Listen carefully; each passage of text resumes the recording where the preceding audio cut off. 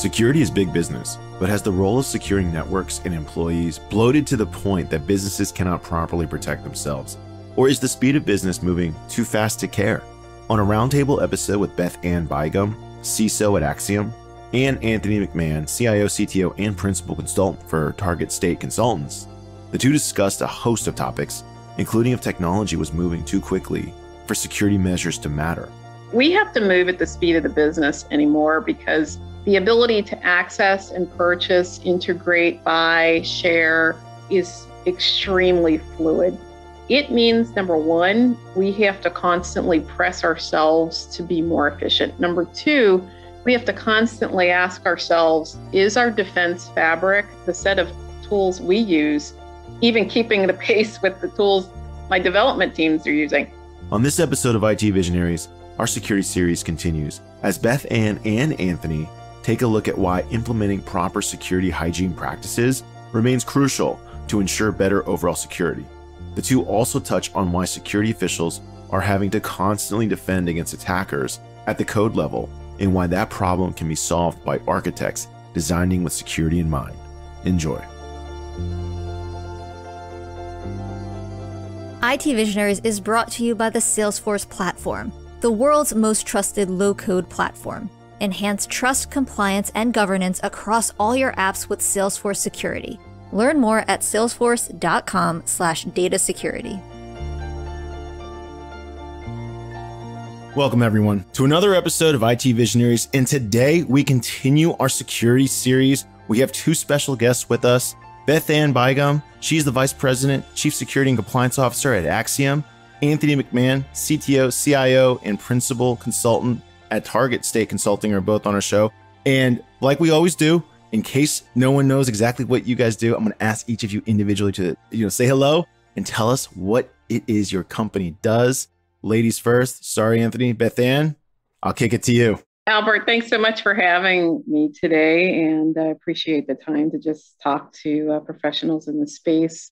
Yeah, so Acxiom is well known for our ability to translate the needs of customer and customer insights. We are a data and technology company, and I have the privilege of working with some really powerful, insightful individuals that understand analytics, data, and the digital landscape.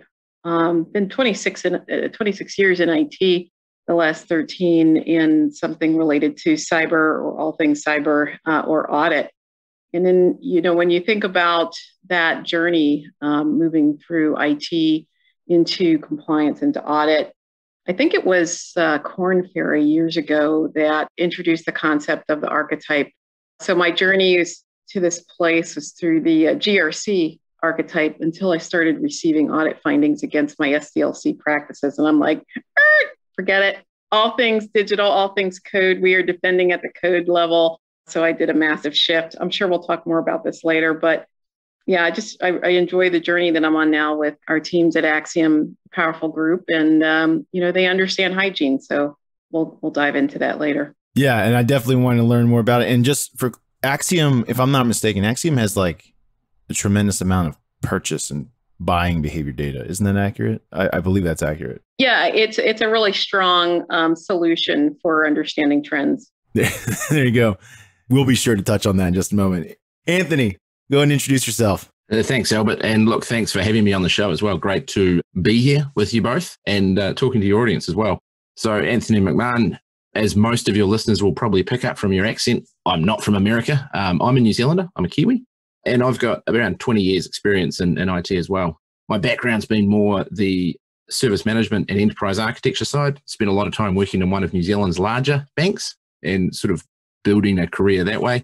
But I've also experienced some time in risk management and incident management as well. So the focus on that has started, for me, has been to shift towards helping mid-sized New Zealand businesses. Now that scale for mid-sized New Zealand businesses is probably a small and medium for many other countries, but helping them understand good security posture, good security controls, and also just de-risking their business in some way and helping them get prepared for the inevitable when, not if, when it comes to a cybersecurity issue. So the brand I'm here with, Target State Consulting, is a very small company for me, but one that I'm incredibly proud of as well. Well, listen, You guys are both, this is going to be a great perspective. On one side, we have, like, I'm going to say Beth-Anne, you're like on the enterprise side, handling massive amounts of data, tons of customers. Anthony, you get to help a lot of companies that may not have the knowledge and expertise. So it's really great to hear from both dimensions. And one of the things that spurned, or it's not one of the things, but I mean, it's pretty clear and evident that most people who read the news, I actually have the news pulled up in front of me right now. All I did was type in cyber attack. Go ahead, whenever you want, anyone out there, just go ahead, type in the word cyber attack inside of Google search news. I don't think you'll find any articles older than a day. We got, people warning of cyber threats to Ireland's energy and telecoms. That's article 1. Next thing is how to secure cities from cyber attacks. That's 2. That's Bloomberg, right? And then Germany just thwarted a cyber attack, denies impact on the banking system. So Anthony, the German bank system just got attacked. And then the 4th article, CNBC, increase in ransomware attacks, absolutely aligns with the rise of crypto, according to FireEye's CEO. Point being is we see more incidences all the time. I'm curious, we'll start with Beth-Anne. And why do you think incidences are just increasing more often? Is it because people are paying out? That's one of my hypothesis, because now you're hearing about actually payouts being paid. I'm curious, what is happening? Because, it does feel like, or is it just the news cycle that these attacks are happening more? I'd love to hear your guys' perspectives. Do you think it's happening more? Do you think it's not happening more? Curious. And then what is the environmental factor, or if any, that's causing this? Well, these are great questions, Albert. I'm going to break it down into maybe smaller increments. Number one, we have just an increased reliance on the digital landscape, right? So that increased reliance is going to create a bigger footprint. 2, the threat actors, this is a professional business, right? And they understand architecture, they understand engineering, they understand points of weakness, and they have the ability to be single-threaded, single-focused, right? I'm in the office. I got lines of business. I got strategy. I got blah, blah, but they're able to stay focused, right? They can just single-focus, single-thread. They don't have to influence people to get their job done.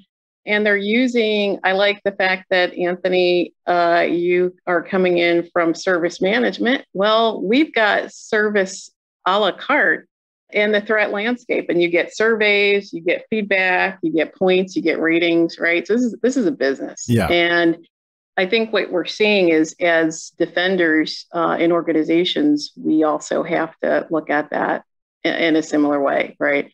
And that goes to my opening point around when I made the pivot to realize, this is not an exercise where I have policies and standards and GRC and risk. No. I'm defending at the code level. Yeah. I have to understand hygiene. I understand audit landscape. And so I understand the purpose of frameworks. But at the end of the day, it's about hygiene, right? And we're constantly going over and over and over against critical hygiene aspects. So when you peel back the thread and you look at the supply chain attacks, they all route back to hygiene, right? And so the question becomes is, when will hygiene stop being viewed as boring and become viewed as sexy? Because hygiene is the new sexy. And what do you mean by hygiene? Well, hygiene from a technical perspective, or all those good principles that we learned in college, right? Good system engineering is you're patching, you stay current on patching, you check your configuration. Everything that's part of your standard operations is what you would consider part of good hygiene. And then, gotcha. As companies evolve and they become more reliant on digital, next generation development capabilities, those hygiene capabilities just become developed or programmed or designed into how they work, right? You can't have the practice sitting outside of the way you work. It has to be part of how you work. Otherwise, we're not going to win the battle at all. No, don't get me started. Anthony, I'd love to hear your perspective as well. What is happening? I agree with Beth-Anne. It's just because we are so dependent on digital assets, that inherently makes a digital asset more valuable, therefore worth taking. That's certainly part of it. I'd love to hear your perspective as well. Yeah, definitely. And I agree with everything Beth-Anne had to say in there from the hygiene perspective. But I just want to bring it back into one of the earlier questions you had there, Albert, about why are we seeing more of these and why are we encountering more and more of these? And I think there's a couple of things that are playing into that. One is that if you go back 10, 15 years, digital wasn't as prevalent as it is now in many companies. But hacking and cyber attacks were more covert. People sneaking in the back door, stealing the information, and then maybe selling that information on the dark web for cents in the dollar. And the value was in the information they could get. Whereas now we're seeing a point where the value is actually not in the information. It's actually in preventing someone from being able to do their job and having them pay up for it. And I'm talking about ransomware attacks in that regard. Sure. Where it's a hugely valuable industry. And these guys who we're trying to fight against or trying to defend against have their own structures, their own funding in some cases.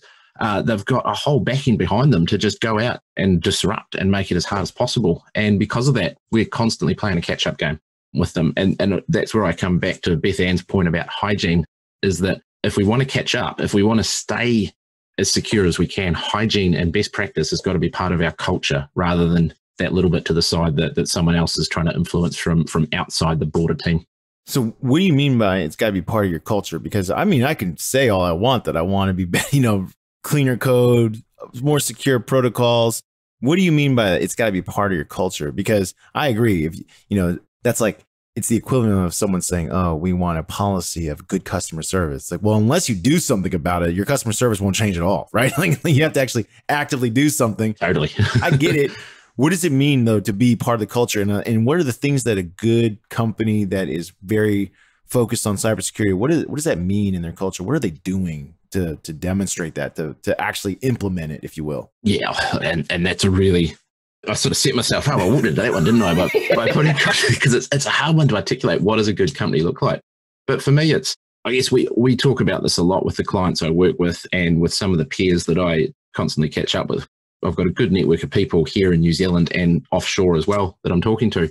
I think we've slowly seen a change in this regard, but it's to embed it in the right culture. We've got to move away from the push down, thou shalt not.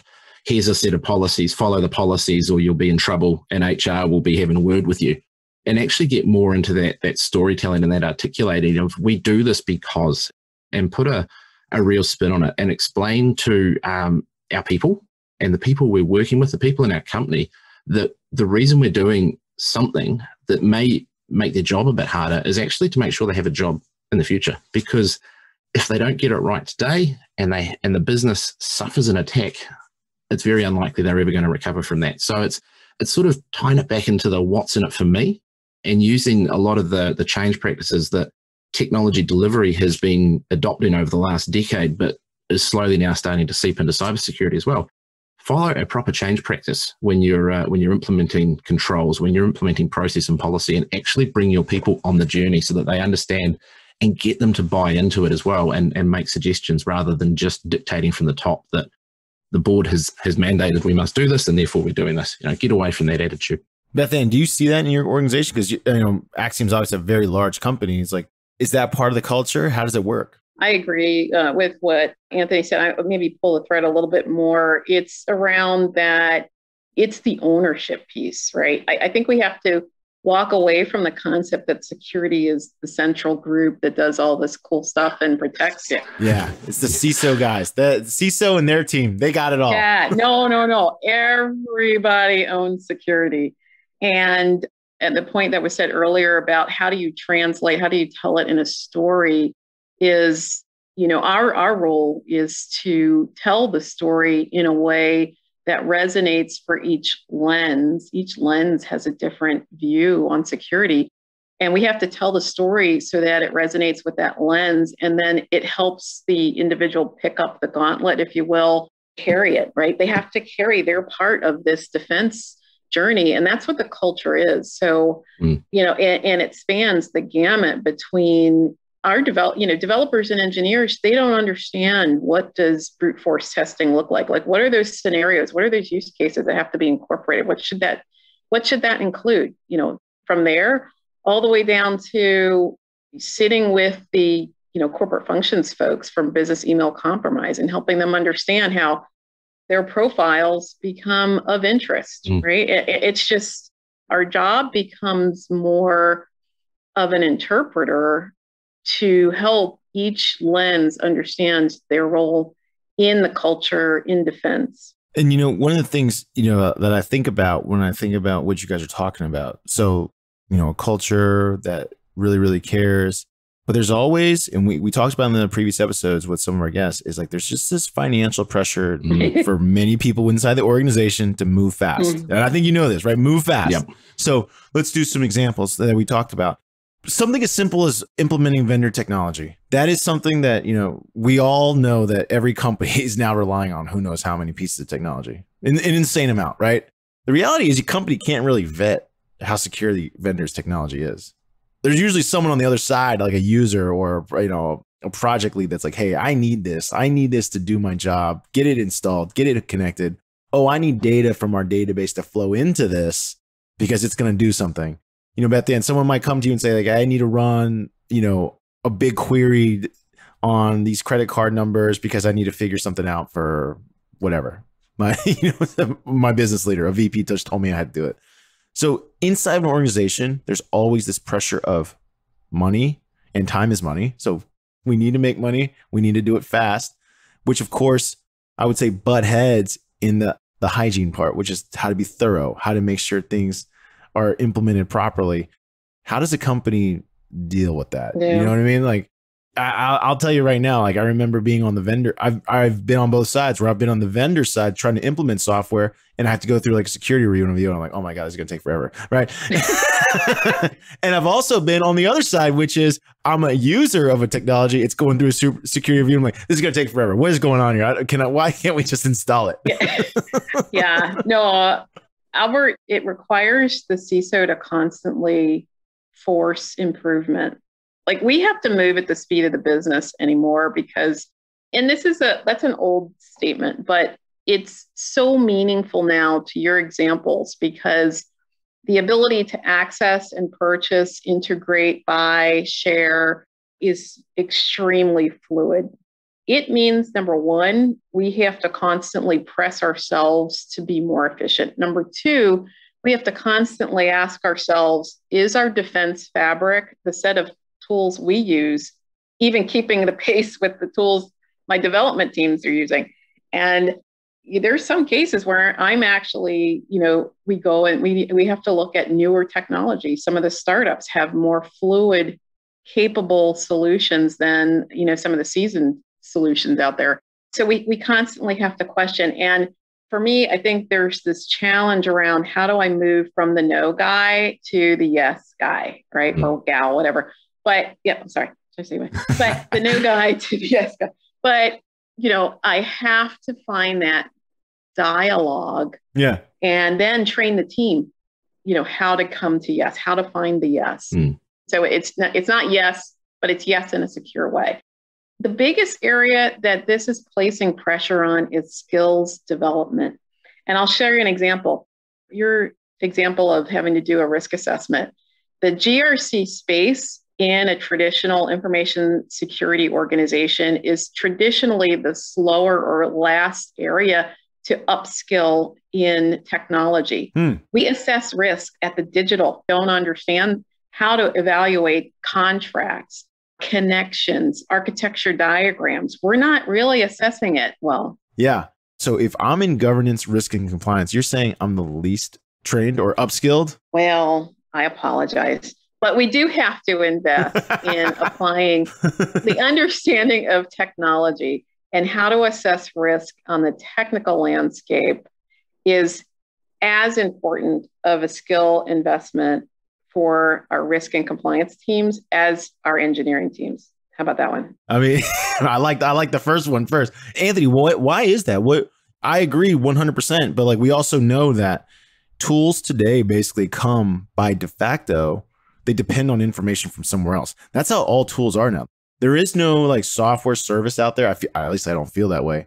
That's like, it doesn't integrate with something. They all integrate with everything, right? If you're in the business of transactions, online transactions, what's on your online store? Well, every time someone types in a credit card, you got like advertising trackers, you got, you know, optimization trackers, you got analytics trackers, like tons of tools are taking information and flowing them into different places to do things. So what is, you know, I don't disagree with Beth-Anne, there's probably a lack of skill or knowledge in the GRC component. How do companies start accounting for that? Because that's going to be a continuing problem. The tools today, every tool engineered today is designed to open and communicate with another tool. That's 100% happening right now. 100%. And look, funnily enough, just yesterday I was working with a client facilitating a privacy audit for them that they needed to run to satisfy investor conditions. Money invested in that company was basically needing this to be done before it could be handed over. And we actually got into an architectural conversation in that session. It was being run by a privacy expert. We'd brought her in an outsourced privacy expert there. But we got into that architectural view because on the surface, we looked at it and went, you know what, from a privacy perspective, we hold information in HubSpot. That's our CRM. That's where all of our customer data goes. Yeah. And then we realized that, well, hang on a minute. Some of that customer data gets passed off into our service management tool. Some of that customer data, when they transact, they go to our website, they're filtered in, it exists in HubSpot, then they hit buy and they get sent to an e-commerce engine, and that e-commerce engine also talks to Stripe. Yeah. And so suddenly this journey, which looked really simple, was actually quite complex in the data that was being passed around. And then we were getting into the conversation of, well, we use Stripe. Do we have to show that we are PCI DSS compliant, or do we just have to show that we use Stripe, which is PCI DSS compliant? And had we not got into that conversation, we could have missed an entire segment of what the business does. And to where Beth-Anne was saying, I think with GRC and the training and the understanding and the need to bring it down to that technical layer, there's more to it than that as well, is that those functions in a business, whether it be risk, compliance, or security, they can't be the last team that's engaged in a journey anymore. Mm. We've got to engage them from the start. Security by design, it's no longer a non-functional requirement that will get sign-off from the security team 4 days before go live. Security's got to be there from the start so that they can be the ministry of yes, or the guy or the girl of yes, as Beth-Anne said. If we leave them till the last minute, of course they're going to sit there and go, you want to go live in 4 days, and you've just engaged us, and our process takes 3 months from start to finish. Yeah. It ain't happening. It ain't happening, team. But if you brought them in 18 months ago when you started this journey, they would have put themselves on the critical path, and suddenly the whole thing changes. They've gone from being this barrier to being this enabler of change in the organization. And I mean, the more we can do that, the more we can bring the right people in at the start, or the right skills, the right focus, the better it's going to be, because we can build that architectural map on the beginning to say, what does our target operating model look like? What systems are we using to deliver those phases? And how do we protect the information that's flowing through those systems so that we don't find ourselves on the front page of tomorrow's newspaper? Let's take a quick pause to remind you that today's episode is brought to you by the Salesforce platform, the #1 cloud platform for digital transformation of every experience. Now, let's get back to the conversation. I'm going to tell you guys both a story. I won't name the company, but to your point about like that 4 days prior is exactly. So on the vendor side, I was on the vendor side. We had a product that could read what people were doing on the page, and we could then use it in remarketing and targeting and all that good stuff. And there was high pressure to install it. Like there was a lot of pressure to install it. And this company, huge company, by the way, I won't reveal the company, but I will say they're in the mortgage business. So sensitive financial data. People are typing in credit scores, or typing in how much money they make. Like there's sensitive data, right? We secured it. There's no problem. But it was funny because you mentioned that the security team called like 30 days. It was like easily 30 days after we were installed and said, you got to take it off. So we just noticed you're able to write the credit card data, take it off. Right. And they took it off, which is fine. But I was like amazed that this is like install first, shoot first, ask questions later. That's exactly what they did because of the pressure. Yeah. But that goes back to the culture piece, right? Our job, we have to teach how to test and vet that. This is all about, it has to be integrated now. Number one, and I'm constantly asking the team, well, we used to have like 4 different assessments. I can't even, it like makes me like start like twitching because like, why do we have?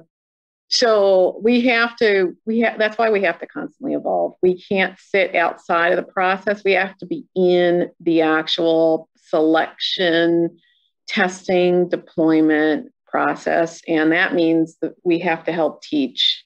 And that's just, otherwise we will always be behind the curve, 30 days out or even further out. Mm-hmm. What do you both envision as a way to do this? Because again, it's nice to say that they need more training, but how do you envision like a perfect scenario if you could build up, that risk compliance team? What would it look like? Well, how would it function within the organization? Well, one of the things that we've implemented is we don't provide guidance without an architecture diagram, right? There's just no way, to your point earlier, you cannot tell how the data is moving, flowing, who's accessing it without that. So that's number one. Make sure you're assessing based on design versus on a one-dimensional policy. Second is constant training. Like we just do pop-up training now. Like there's things happening and changing so fast. Yeah, we just do pop-up. Okay, hey guys, this is it. This is the latest. If you see this coming through, here's what you got to do. So nano. What is that called? Nano learning. And then really tight partnerships. Just establishing a strong partnership with the head of product, the head of network, because we all carry that load. So what does it mean for them to catch and identify things? At the end of the day, nobody wants to be the source of why there was a breach. So it behooves us all to really take ownership. I have to agree on that, Beth-Anne. We've all got to take that ownership. And I think for me, Albert, you asked what does it look like? What does best practice look like? And I was thinking about this, prepping for this conversation as well. And two things that have popped into my mind is I think for many companies, many organizations, there's the need to find what good practice is and what best practice is, define them both, and then actually understand what the balance in the middle is. So for many, best practice is an expensive utopia that they may not get to, but good enough might actually be more than where they are today. And I'll use another example of another client that I was working with recently. They're a software developer, and because of the nature of their business, they still have a need for USB keys. We won't go into the why. We won't go into the tools that I'm likely to encourage them to move towards to remove that. But they were concerned about the risk around USB keys, and they asked, should they be blacklisting them? And then having their IT manager enable a USB key when it's needed. And I said, look, if it's the nature of your business, if they've been plugged in, good practice is not to blacklist them.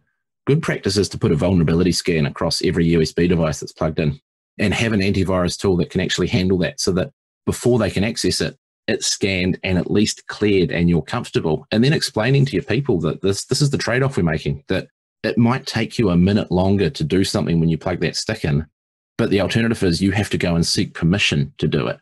And who's going to get permission? Can I plug this USB stick in? No. Oh. No one's going to do that. No one's going to do that. Damn it. So find that balance of good practice and best practice, and then work out what's right for you. But also there's another point, and this probably ties right into that nano learning concept, is that there's no such thing as done when it comes to cybersecurity. Yeah. You arrive at your destination, but you have not finished. You've just got to keep investing and keep investing. And I liken this back to over a decade ago, there was the culture towards green star rated buildings, and buildings were given a 5-star green rating. Someone would come through with a clipboard and tick all the boxes and say, this meets the needs. And then the tenants would move in and they'd bring all their energy inefficient fridges and servers and everything else. Yeah. And suddenly the building's no longer 5-star energy rated. Yeah. Cybersecurity is the same. Don't, if you go to bed at night thinking my business is safe and secure and everything's perfect and I'm never going to be hacked, man, I got news for you. You're creating dread right out the gate for some of the small business operators. Like, you mentioned some of these policies, procedures, technologies, investments, and they're thinking, man, I just want to make, cups. Like I'm a cup business. Like, why do I got to do all this, man? Do you see a future where security and compliance teams their sole job will be to vet technologies that may or may not be currently purchased or even on the procurement radar, but just to be like, would it fit in our stack or not? Do you see that, or is there just too many things to vet like that? Well, at least in our space, we're doing that now. Wow. I've told my team, our fabric, we can no longer have like a 5-year technical investment roadmap. It's got to be 2 to 3 years. Chop. I got to turn it yep. to move at the pace of the business. So yeah, we are inviting, new tech in so that we can start to see what is out there, what can interpret the needs and the demands of the digital services and capabilities, especially around the movement of information and data. I mean, that's really where it is. Until the vendors that support us become more savvy on data-centric security solutions versus endpoint, obviously a combination of both, but we have to have more data-centric capabilities, especially, with the share, APIs, with the sharing of information through these APIs in S3 buckets, or not to name one particular cloud solution, but the sharing of cloud solutions through integration. Yeah, it just, we need that additional transparency. Well, Beth-Anne, you just kind of hit it right there, because I know Acxiom's is using something right now, and probably all of your clients are, Anthony, like where they're using a cloud solution. They might be standing behind like the cloud security. Oh, AWS or GCP, Azure, they're all secure. Look at this. But that vendor is taking business data, moving it into a cloud, maybe relying on the service of another cloud. So it moved to another cloud, right? And then on that service is actually running through a SaaS, subcontracted SaaS. I call it subcontracted SaaS because like a simple example is like a lot of like creative suite tools. They'll still rely on like an Adobe filter or like, some other, that's like they're moving that data through another tool and it moves it right back. And so you think that you have a relationship one-to-one with your vendor, like, oh, this is a strong, secure data relationship, but it's actually moving through quite a bit of something else before it ever comes back that you don't know about. Yeah.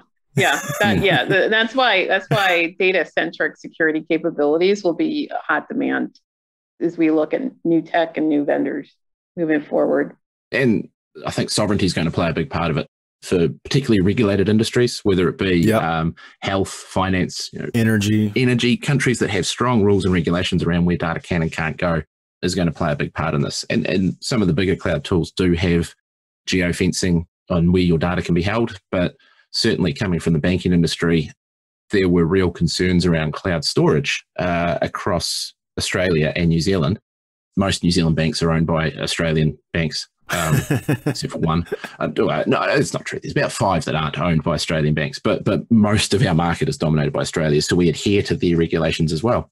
And going back a few years, I don't know if this has changed, but it's unlikely to have. Certainly, there was an aversion towards data centers that were too close to China. Yep. And there was an aversion towards data centers that were inside the United States as well. Oh, why is that? Well, the reason behind that was, and I don't know the full ins and outs of it, but it was the Patriot Act. Oh, yeah. Okay. The United States government had, and some of the controls that gave America to be able to take control of data if they needed to. So there was an aversion to that in the finance sector. Don't know if that's changed, but that's going to play a big part of it as well. And particularly the more connected we get, the more averse our regulators are going to be to where data can and can't go. And I think, coming back into your question there, I think we actually do need to be looking at the SaaS tool, and instead of saying, well, it's not on-prem, so someone else is taking care of security, we've actually got to look at that a bit more maturely and say, how good is their security? Yeah. How good have their controls been? Because we could lose our information. Yeah, and that's how we have to think about relationships. I mean, one of the things that I like to do is build a relationship with the CISOs of the companies that we engage with. I call them and say, hey, let's get together. Let's talk about what's your process, what's my process, how do you defend, how are we going to connect with each other in a time of an incident? How do we collaborate? But yeah, it's definitely a dynamic that's changing, forcing the way we change the way we work together. All the while that there's that person, that business owner that's like, hey, Beth-Anne, Anthony, can you make this happen a little faster? I want to implement this technology. Yeah. I got a project deadline to hit. That doesn't go away. There's another thing that is becoming more prevalent, and it's going to make its way into every piece of business, which is IoT, connected devices, sensors. Especially, we're seeing it a lot in manufacturing, where different robots are now talking through your network, providing data, manufacturing data, supply chain data, also all for the purposes of better, more efficient operations. So those are going to open even more gateways, because now you have, you kind of talked about it, Beth-Anne, like every IoT device is now a dual endpoint problem potentially. Yeah, exactly. Well, and IoT isn't what IoT used to be. Almost 3-4 years ago, IoT was, you're going to have this refrigerator. No, everything is an IoT. Yeah. What's your perspective on how do we protect? So look, if I have a script or nefarious program that like you said, it's highly sophisticated, it's still got to get in your systems first. Well, IoT means every single thing you have there is a gateway. Yeah. How are you thinking of how to protect the sure proliferation of IoT inside of Acxiom? How are you thinking of how do you protect information, data, when these more and more connected devices are going to enter your walls? Yeah, well, I run around sort of twitching as no. Seriously, this is the thing that you have to evolve your thought process. My latest sort of banter with the team is like my API connection. Back in the day, it was ports. What ports are open? When's the last time you checked your port? Like the whole, your periodic review is all based on. Then it was, firewalls, ports and firewalls. Now it's ports, firewalls, and APIs, right? So my new headache is my API connections, right? So, it's the constant evolving. Listen, if you do the basics right, like our whole focus is just get those basics, get them down, keep them consistent. You do your drills, practice over and over and over again. If we are going in and making sure we study and analyze using the architecture diagrams, if the diagrams tell a story, and if you can't read a diagram, then you may not be understanding where your risk is. And then if you are, looking at those diagrams and you start asking your questions around, well, how was this connection configured? How often are we testing? I mean, you just have to keep going in and you read it like a detective. So it is creating more of a capacity issue, which my leadership team and I are actively talking right now around balancing and prioritizing work. You got to get in, you got to assess it, you got to get out, you got to give guidance, and let's go. But you just have to move at the speed of the technology. And I think that's the only thing I can say. To your point, maybe what Anthony was saying earlier, or maybe it was you, Albert. It doesn't stop. Like there's no vacation. Like somebody asked me, like, well, I was on vacation, I came off vacation. I'm like, I'll take vacation when I retire. So you're one of those, you're on vacation, but you're kind of checking in the whole time. Yeah, I'm always checking in. They're like, go away. The attackers don't sleep. No, exactly. Yeah. So how would you recommend handling this? Because, it's not going to stop. There's going to be more endpoints and gateways inside your walls to defend than ever. More and more, and there's so many ways of looking at this, and I think the first thing that comes back to it is just because you can attach that thing to the internet doesn't mean you should. And Beth-Anne, you said it a few years ago. There's we saw the smart refrigerators and the smart washing machines. The washing machine that would send you an alert to your phone to let you know that it had finished. It's like, but if I'm in my house, my washing machine beeps. I know it's finished. Yeah, I'm not that far away from it. If I'm not in my house, there's nothing I can do about it not working. It's finished. Well, I remember hearing the stories of baby monitors connected to the cloud, and people would mess with them. Yeah, people would mess with them, like wake up babies, or like just like take. I mean, I don't even want to know what people were doing with this information or getting access to these endpoints. Like, I was like this. I was like, we're not putting a baby monitor in our house. They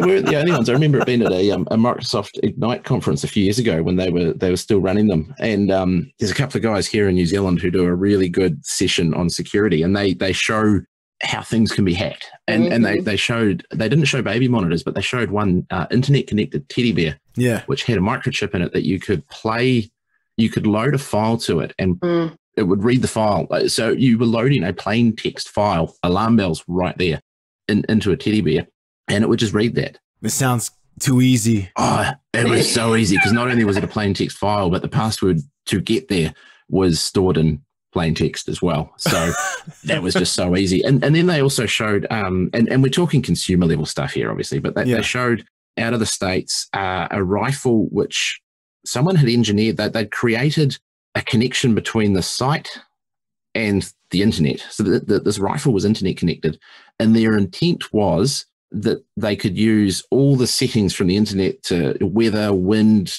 range, all the rest, to automatically focus and sight that rifle in. And it would shoot true and everything. And they showed how easy that thing was to hack, because what the people had built was they hadn't taken a security first approach to it. They'd taken a functional first approach. And they showed just how freakishly bad it could be, that the site would tell you you're on target, but your rifle was pointing 5 or 6 degrees off to the left, and you wouldn't have known it. And there's risks right there. So it could cause an accident. Something horrific. Oh yeah. Oh my God, what happened? So it comes down to, just because you can connect something to the internet doesn't mean you should. But I look at the other side of IoT, which gets thrown around, which is shadow tech. Is shadow tech bad? Is shadow tech good? I've kind of built this view over time that shadow tech exists because the technology department can't deliver what the business needs to do their job. Mm-hmm.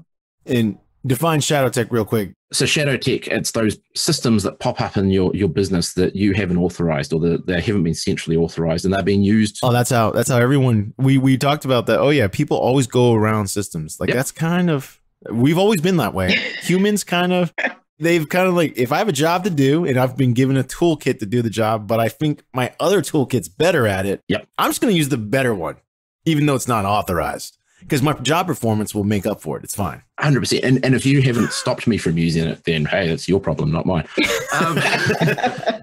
Where I sort of built the view on shadow tech is shadow tech, the technology itself is not inherently bad. It's the fact that you may be moving data into an uncontrolled environment that you have no visibility of anymore. Yeah. So IoT, shadow tech, it doesn't matter. For me, the control becomes make sure you manage and own a central source of your data, and that's where everything goes. So if someone wants to plug in a new building sensor that's taking temperature readings or whatever, great.